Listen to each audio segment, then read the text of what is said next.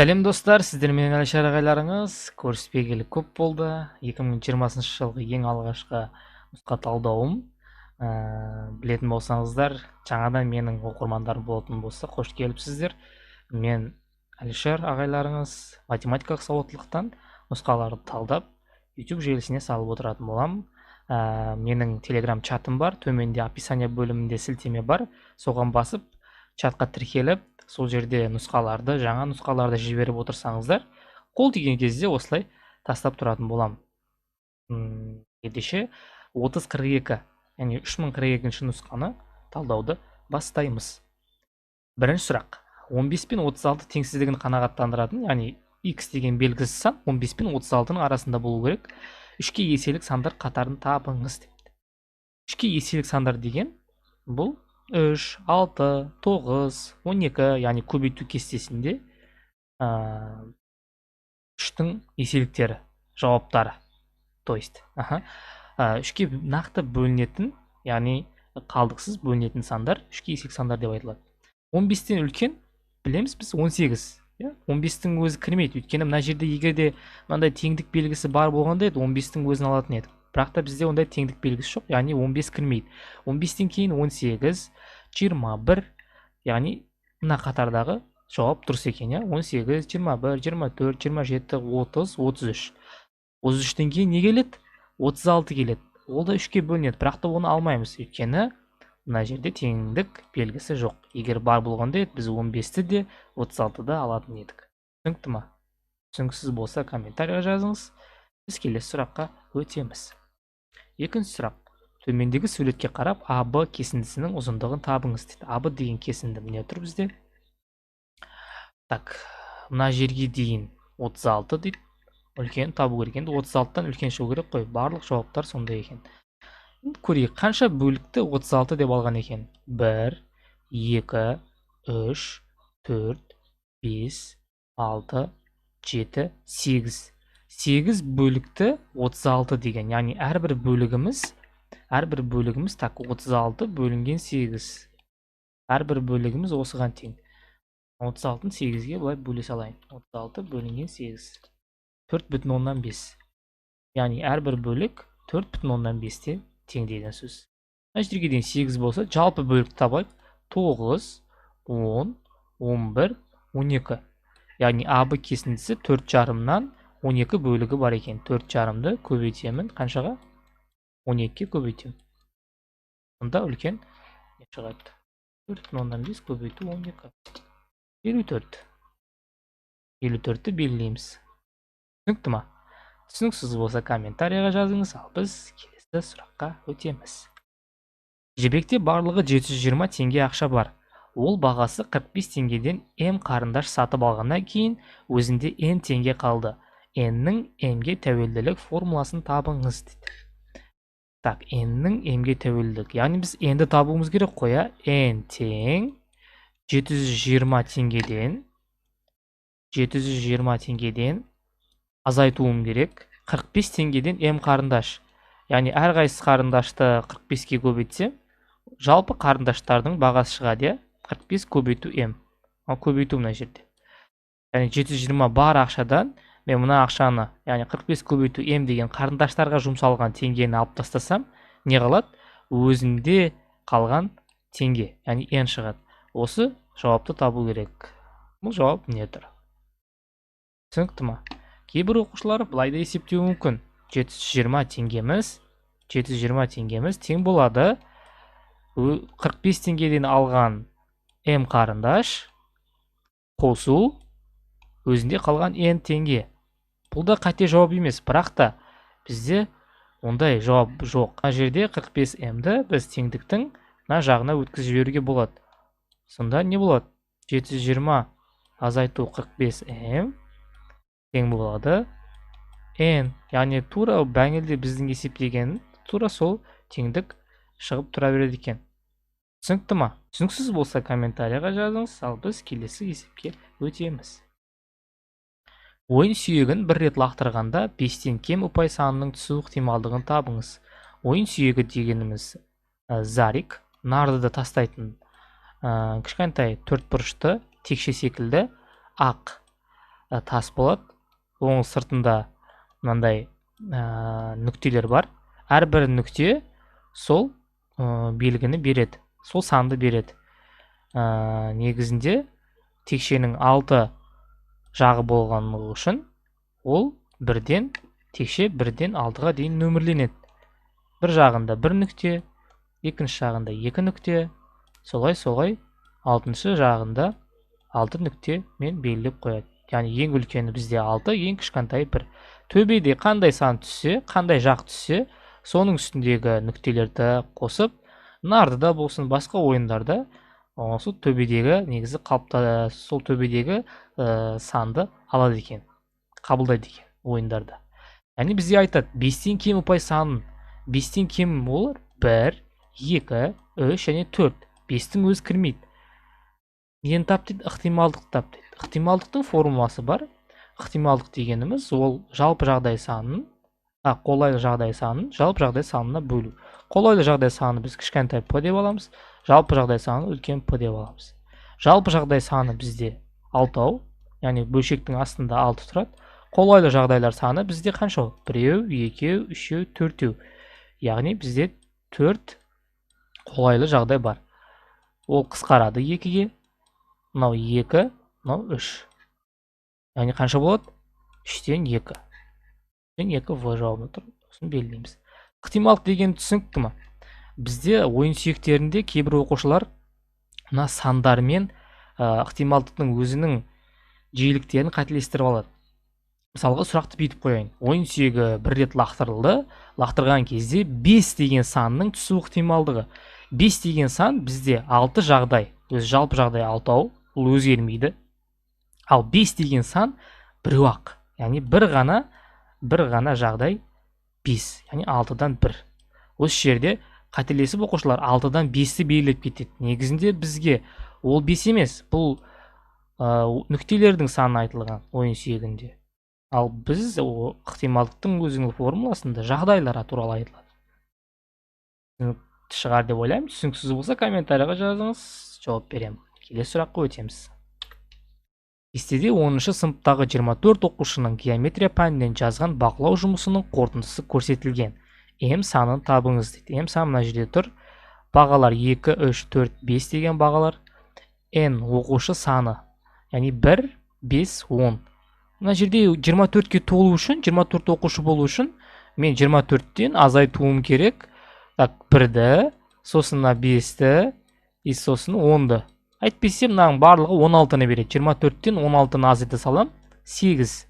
Яғни мына жерде 8 тұрады. Өйткені мына оқушылар саны дегендіктен 8 болу керек. 24-ке толтыру үшін 8-ді қоямыз. Сонда мыналардың қосындысы қанша болады? 24. Келесі сұраққа өтемін. Түсініксіз болса комментарийға жазыңыз. Шипажайда демалатын адамдардың жастары 50, 25, 51, 42, 30, 30, 58, 50. Осы адамдардың жастарына сәйкес келетін сандар қатарының медианасын тап. Медиананы табу үшін біз ең алдымен сандарды берілген жиіліктерді өсу ретімен немесе кему ретімен орналастырамыз. Өсу ретімен орналастырайық. Бірінші ең кішкентайынан бастаймыз. 25, сосын 30, тағы да 30, сосын 42, 50, тағы да 50. Асықпаймыз. Барлық жиіліктерді өсу ретімен орналастырып шығамыз. 51 және 58. Дұрыс па? 1, 2, 3, 4, 5, 6, 7, 8. 1, 2, 3, 4, 5, 6, 7, 8. Ешқайсысы қалып кетпепті. Ал енді медиана дегеніміз ең ортада орналасатын сан. Так, мынаяқтан 3, мынаяқтан 3. Яғни ортада 42 мен не қалды? 50 қалды. 42 мен 50-дің ортасын табу үшін 42 қосу 50. Яғни екеуінің арифметикалық ортасын тауып жібереміз. 2-ке бөлеміз. 92 болады. 92-ні 2-ке бөлсем 46 болады. 46. Кейбір кездері ортада бір-ақ сан қалып кетеді. Мысалға 30, 38, 43, 45 және 50 дейік. Мына қатардан медиананы тап десе, ортада бізде 43 тұр. Өйткені мынаяқтан 2, мынаяқтан 2, ең ортада бір-ақ сан қалды. Бұл жиіліктердің санына байланысты. Егерде жиіліктердің саны тақсан болса, яғни 1, 2, 3, 4, 5, 5 тақсан ғой. Тақсан болса, ортада біреу қалады міндетті түрде. Ал егерде жұпсан болып қалса, яғни біздің есептегідей, біздің есепте қанша болды? 8. Жұпсан болса, ортадағы 2 қалады. Сол 2-ін қосып 2 бөлем. Сол кезде медианасы шығады. Түсінікті ме? Келесі сұраққа өтеміз. Ыдыстың 20-дан 1 бөлігі сүтпен толтырылған. Ыдыстың 20-дан 1 бөлігі. Мынау 20-дан 1 бөлігі толтырылды. Толтырылмаған бөлігі 20-дан 19. Солай ма? 20-дан 19 толтырылмаған бөлігі. Жазып қоя салайын. Егер ыдыстың бос бөлігінің, яғни мынау толтырылмаған бөлігінің дейді. 19-дан 5-іне сүт құятын болсақ, мынаны 19 бөліктің соның 5 бөлігіне, яғни тағы да 1, 2, 3, 4 және 5. Яқта 19 бос бөліктің 19-дан 5 бөлігіне су құйылды, сүт құйылды. Ал жалпылама алып қарағанда, панельдегі 20-дан 1 бөлігі, яқта жаңелдегі 19-дан 5 бөлігі, жалпы 20-дан 6 бөлігіне сүт құйылған екен. Онда ыдыстың толуына 14 литр сүт жетпей қалады. 14 литр сүтіміз 20-дан 14 бөлігі. Өйткені 20-дан 6 бөлігіне сүт құйылса, 20-дан 14 бөлігіне сүт әлі құйылмаған. Мына 14 литрді беретін болса, бастапқыда қанша литр? Бастапқыда 20-дан 1-де x. Пропорцияны түздік. 20-дан 14-ке 14 литр керек. 20-дан 1, яғни бастапқы кезіндегі x литр. X-ті табу үшін мынаған көбейтіп, мынаған бөлем. Негізі белгілі бар болып тұрған шығар. Мынау 20 мен 20 қысқарып кетеді, 14 пен 14 қысқарып кетеді, 1 қалады. Мұнда бір жауабы болды екен. Түсініксіз болса, комментарияға жазыңыз. Келесі сұраққа өтеміз. Оқушының 2-ші тоқсанда химия пәнінен алған бағаларының жиілігі кестеде берілген. Бағалардың медианасын табыңыз. Тағы да медиана, бірақ та шамалы қиындау. Бағалар 3, 4, 5. Бағалардың жиіліктері. Яғни жиілік қаншау екендігі. 3-тен қаншау екен? 2. 4-тен қаншау? 4-тен 3. 5-тен 6. 2, 3, 4, 5 және 6. Медиана осының ортасындағы сан. Мынаяқтан 4 кетсін, мынаяқтан 4 кетсін. Мынаяқтан 1, мынаяқтан 1. Сонда не қалды ортада? Ортада 5 қалды. Түсінікті ма? Бұлайша алып қалғанда мынаяқтан 5, мынаяқтан 5 кетеді. Сонда ортада 5-тің өзі қалады. Түсінікті шығар деп ойлаймын. Мыналар өсу ретімен өзі орналастырылып қойылды. Келесі сұраққа өтеміз. Достар, мына есеп математика сабақтарда өте көп келеді. Осыған ұқсайтын есептер де көп келеді. Бұл жиындарға байланысты есеп. Сондықтан мұқият тыңдаңыздар. Сұрақ. Көп балалы отбасында 7 бала алманы, 6 бала өрікті, ал 5 бала жүзімді жақсы көреді. 4-еуі алманы да өрікті де жақсы көреді. 3 бала алма мен жүзімді, ал 2 баласы өрік пен жүзімді жақсы көреді. Ішінде біреуі ғана алма, өрік және жүзімнің барлығын жақсы көреді. Тек жүзімді жақсы көретін неше бала бар екенін анықтаңыз. Қайта оқыңыздар. Түсініксіз болуы мүмкін бір оқығанда. Мен негізі түсіндім. Егер 3 түрлі нәрсе, яғни алма, өрік және жүзім, ондай болатын болса, біз мынандай 3 шеңбер аламыз. Шеңберлер осылай орналасу керек. Мына шеңберді алма шеңбері, мынаны жүзім шеңбері, ал төмендегі шеңберді өріктің шеңбері деп алайық. Шеңбердің жиыны деп алайық. Үшеуін де жақсы көретін бізде қанша еді? Бір адам еді. Ішінде біреуі алма, өрік және жүзімді жақсы көреді. Яғни осы 3 жиынның қиылысқан жеріне мен сан жазам. 1 бала. 1 бала алманы, жүзімді және өрікті жақсы көреді. Енді артқа қарай. 2 баласы өрік пен жүзім. Өрік пен жүзімнің қиылысқан жері міне тұр. Мынау өріктің шекарасы. мына жағы жүзімнің шекарасы, дұрыс па? Осы жердің ішіндегі сан 2 болу керек. Негізінде 1 уже бар бізде. Ол 2 болу үшін мен мына жерге тағы да 1-ді жазып қоям. Сонда өрік пен жүзімді жақсы көретін адам қанша болады? 2 болады. Ал 1, мынау бәңгілдегі 1 бала уже алма, өрік, жүзімнің ішінде кіріп кетті. Сонымен бірге есептелінеді мұндай есептерде. Кейбір оқушылар айтады, ағай, мынау есептелінбейтін шығар деп. Жоқ, сұрақты құрастырған кезде мынау есептелінеді. Түсінікті шығар. Артқа қарай 3 бала алма мен жүзімді. Алма мен жүзімді 3 бала. Алманың шекарасы міне тұр. Жүзімнің шекарасы міне тұр. Алма мен жүзімде 3 болу үшін мен мына жерге 2-ні жазуым керек. Өйткені бәңгілдегі 1 тағы да алма мен жүзімге қосылып кетеді. 3 болды ма? 2 болды. 4-еуі алманы да өрікті де. Алманың шекарасы міне, өріктікі міне тұр. 4-еуі болу үшін мына жерде қанша болу керек?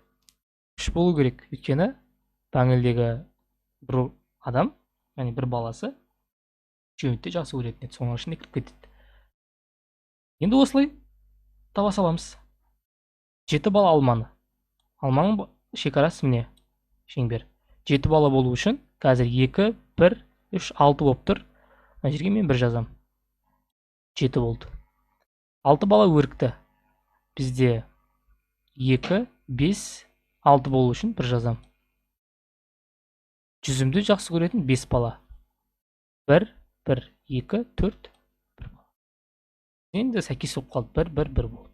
Тек қана алманы жақсы көретін 1 адам екен. Тек қана жүзімді жақсы көретін 1 бала екен. Тек қана өрікті жақсы көретін 1 бала екен. Түсінікті ма? Тек жүзімді жақсы көретін 1. Осылай белгілейміз. Ал көп балалы отбасында қанша бала бар десе, мына сандардың барлығын қосып шығамыз. 1-ге 1, 2, 3, 4, 6, 7, 10. 10 бала бар екен. Түсінікті ма? Осылай шығарылады. Достарыңызға таратыңыз осы есепті. Үйренсін оларды қалай шығару керектігін. Менің Instagram, VK парақшаларыма да жазылып қойыңыздар. Менің міндетті түрде Telegram чатыма қосылыңыз. Ол жерде мен көмек беремін. Сіздер жаңа варианттар келсе тастайсыздар. Мен осыны соған YouTube-қа салып отыратын боламын соларды. Сондай, келесі сұраққа өтеміз. Жапырақты ағаштар орманның барлық ауданының 40%-ын алып жатыр. Қалған бөлігінде орналасқан қарағай және шырша ағаштары аудандарының қатынасы 3/1, ал айырмасы 48 гектар. Жапырақты ағаштар орналасқан жердің ауданын табыңыз дейді. Енді 40%-ын жапырақты ағаштар алса, қалған 60%-ын қарағай мен шырша алып жатыр. Дұрыс па? Қарағай мен шырша 60% болса, 3/1 дейді. Яғни 4-ке бөлемін бірінші 60-ты. 3-ке 1-ді қосып алам 4. 60-ты 4-ке бөлем 15. Яғни, так, 15%-ын қарағай, қалған 45%-ын шырша. Так, ойбай, мен кешірім өтінемін, мына жері шырша болады екен. Өйткені шыршаныкі екінші тұр. Шырша 15%, ал қарағай 45%. Қалған бөліктер. Бір-бірін азайтқанда 48 гектар. Яғни 45-тен 15%-ды азайтам, қанша пайыз болды? 30. 30%-ымыз 48 гектар болса, 30% 48 гектар болса, жапырақты ағаш 40% x. X табу үшін 40-ты 48-ге көбейтіп 30-ға бөлемін.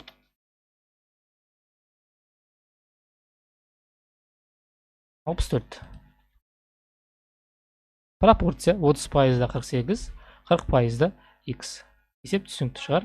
Түсініксіз болса комментарийға жазыңыз, жауап берем. Келесі сұраққа өтеміз. Графикте соңғы 4 жылдағы 5-ші, 15-ші, 20-ші нөмірлі мектептердің түлектер санын көрсетілген. График бойынша мектеп бітірушілердің саны ең аз болған жылды көрсетіңіз дейді. 2014 жылы 75, 25, 100 оқушы бітіріпті. 100. 2015 жылы Так, 30, 25, 55, 55-ке 20, 75 оқушы. 2016 жылы 75, 15, 90 оқушы. 2017 жылы 40, 15, 55, 55-ке 10, 55-ке 10, 65. Ең аз 65, 2017 жыл. Түсінікті ма? Осылай қосып шыға саламыз. Келесі сұраққа өтем. Диаграммада 2017 жылғы мұнайдың бағасы көлденеңінен жыл айларының реттік нөмірлері алтығынан бір баррель мұнайдың доллар есебімен бағасы көрсетілген. Қандай айда мұнайдың бағасы алдыңғы айға қарағанда ең көп арзандағанын табыңыз дейді. Арзандаған жерлер бізде міне тұр. Сосын мына жері арзандаған, мына жері арзандаған, мына жер сразу арзандапты, мына жер нормально арзандаған, тағы да кішкентай арзандап, сосын көтерілген. Арзандағандарды мен белгілеп шығып жатырмын. Мына арзандаған жерлер мынау екен. Мына жерден мына жерге дейін. Қандай айда мұнайдың бағасы алдыңғы айға қарағанда ең көп арзандағаны мына жер. 6-ден 7-ге. Яғни 6 айда. 6 ай бізде маусым. Маусым ба? Так, қандай айда мұнайдың бағасы алдыңғы айға қарағанда ең көп арзандаған? 7 айда, яғни шілде айында маусымға қарағанда тез арзандаған. Дұрыс па? Шілдені белгілейміз. Ең көп арзандаған жер осы жер. Қалғандарын сендер мына ұзындықты ғана байқасаңдар болады. Қалған ұзындықтар шамалы кішкентай. Сондықтан бұлар онша көп арзандамаған. Мына жер, сосын 2-ші орында мына жер, 3-ші орында мына жер, 4-ші орында мына жер, 5-ші орында мына жер. Солай өздерінің арзандау орындарын былай белгілеп шықсақ болады. Түсінікті ма? Келесі сұраққа өтем. Саяхатшы автомобильмен сейсенбі күні сағат 9:00-де саяхатын бастады да, сенбі күні сағат 13:00-де қайта оралды. Саяхатшының жолда жүрген уақытын табыңыз дейді. Так, сейсенбі. Так, дүйсенбі, сейсенбі, сәрсенбі, бейсенбі, жұма и сенбі ма бізде? Мына жерде бастаған 13:00-де. Сәрсенбі күні 13:00 24 сағат, бейсенбі күні 48 сағат, жұма күні 48-ге 24 72 сағат, 72 сағат болды. Сенбі күні сағат 9:00-де 96 сағат, 96 сағат, 96 дұрыс, 96 сағат болды. Сенбі күні сағат 9:00-де, ал 13:00-ге дейін тағы да қанша сағат бар? 4 сағат бар. Яғни 96-ға 4-ті қосам, 100 сағат болады. Әйтпесе 96-ны мен так 1, 2, 1 күн, мынаяқтан мынаяққа 2 күн, 3 күн, 4 күн, 4 күн 4 сағат деп алуыма болады. 100 сағатты 4 күн 4 сағат деп алуға болады. Яғни сыртта ол 4 күн 4 сағат жүрген екен. Түсінікті ма? Келесі сұраққа өтем. 5 факториал азайту 3 факториал өрнегінің мән жататын аралықты табыңыз. Мына факториал белгісі. 5 факториал дегеніміз 1-ден 5-ке дейінгі сандарды көбейтіп шығу керек, натурал сандарды. 3, 4 және 5. Так, 6, 6-ға 4, 24, 24-ті 5-ке көбейтсек 120. 3 факториал дегеніміз 1, 2, 3 көбейтеміз. Қанша болады? 6 болады. 120-дан 6-ны азайтамын, яғни азайту белгісі 114. Бізге 114 болатын жер табу керек. Мынау кірмейді. Мынау кірмейді. Өйткені мына жерде жай жақша тұр. Егер тік жақша тұрғанда 114 алатын ем. Мынау кірмейді. Мынау да кірмейді. Ал мынау кіреді. Өйткені 0-ден 115-ке дейінгі. Ал 114 115-тен кіші. Яғни мынаның арасында бар. Ең нұсқасын белгілеймін. Түсінікті ма? Факториалды осылай есептейді екенбіз. Достарыңызға жіберіңіз. Келесі сұраққа өтем. Қабырғаларының ұзындықтары бүтін санмен өрнектелетін тіктөртбұрыш екі түзу арқылы 4 бөлікке бөлінген. 3 бөліктің ауданы белгілі болса, 4-шінің ауданын табыңыз. Так. Біз бітейік. Мынаны 3-те 4 деймін. Сонда көбейткен кезде 12 болады. Мына жер 3 болды ғой. Онда мына жер 7. Егер мына жер 7 болатын болса, 42 шығу үшін мына жер 6 болу керек. Өйткені 7 жерде 6-мыз 42. Мына жерде 6. 4-шінің ауданы аудан табу үшін 6-ны 4-ке көбейтемін. 24. Түсінікті ма? Мен мына 12, 21, 42 деген сандарды қандай екі санның көбейтіндісі екендігін білем. Көбейту кестесін білу керек. Басқа келесі сұрақ. Тік төртбұрыштың боялмаған бөлігінің ауданын табыңыз. Боялмаған бөлігі. Мына жер 1. Өйткені 1-ді 1-ге көбейтсем 1. 1, 1, 1, 1. Қанша? 3, 6, 7, 8, 9, 10. Мына жер 11. 11. Енді қалған бөліктер. Қалған бөліктерін қалай табамыз? Мына кішкентай бөлікті мына жерге қосып жіберуге болады. Тура осы нәрсе 12. Мына мен мына екеуі 13. Мына 14 и 15. Тура сол нәрсе. Мына бөлікті мына жерге, мына бөлікті мына жерге. Мында қанша болды? 15 болды ма? Мына жерде бар екен ғой. 16. Басынан 1, 2, 3, 4, 5, 6, 7, 8, 9, 10, 11, 12. Мына екеуі 13, мына екеуі 14, мына екеуі 15, мына екеуі 16. Мен 16-ны белгілеймін. Келесі сұрақ өтемін. Кенжегүл 2 таңбалы саны ойлады. Осы санның 7 санына еселі болу ықтималдығын табыңыз. Осы санның 7 санына. Кенжегүл 2 таңбалы сан. Так, 2 таңбалы сандар 10-нан басталады. 99-бен бітеді. Онда барлығы болып бізде 99-дан 10-ды азайтамын 89, 10-ның өзін қосам 90. Барлығы болып бізде 90 жағдай бар. Яғни 2 таңбалы сан 90 екен. Соның 7-ге бөлінетіні қанша? Так, 14-тен басталады. 14, 21, 28, 35, 42, 49, 56, 63, 70, 77, 84, 91, 98. Осымен бітеді.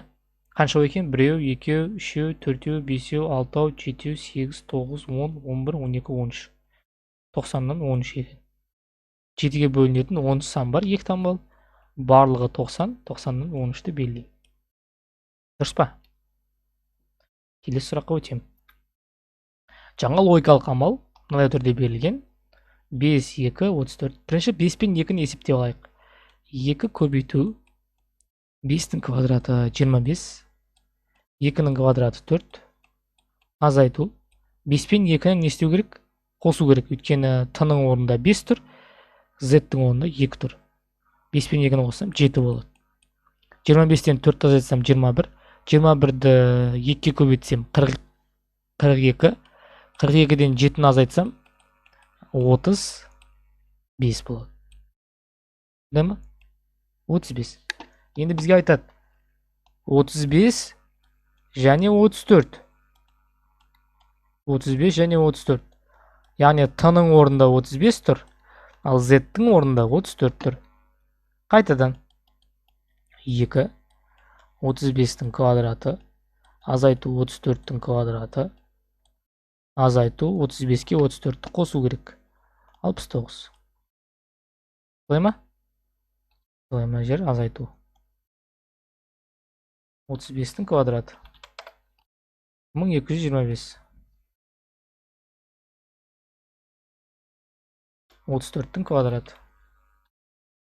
1156.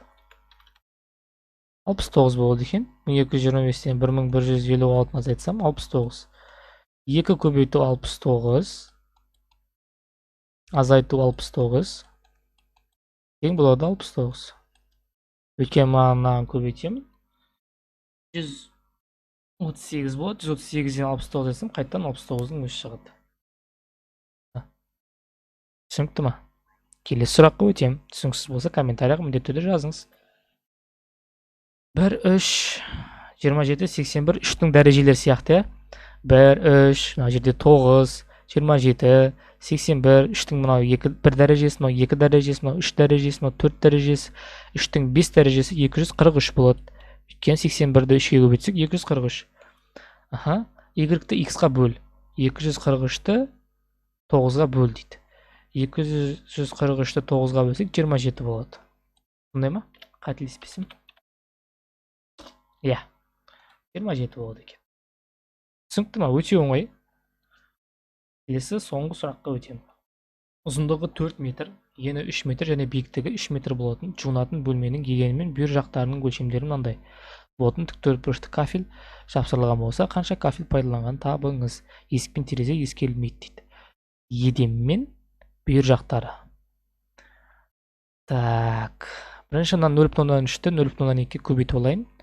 0,106 болады. Енді бізде мынандай бөлме тұр.